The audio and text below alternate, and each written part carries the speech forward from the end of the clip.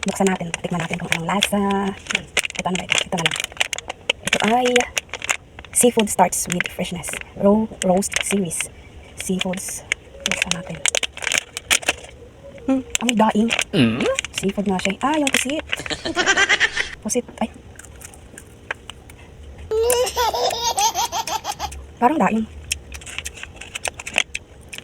Sabi seafood starts with freshness.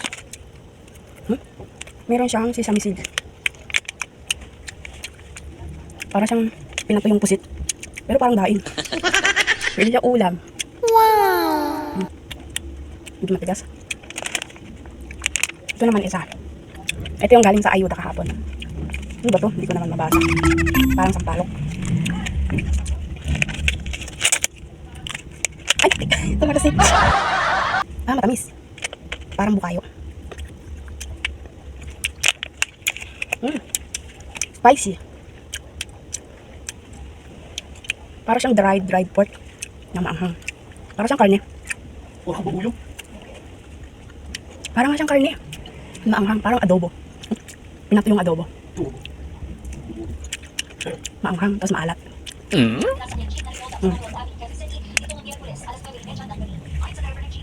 Alala ko na. Ito yung pinaulam sa akin ng amo dati sa Singapore. Dried na karne ng karne ng baboy. Buto karne ng baka. Buto.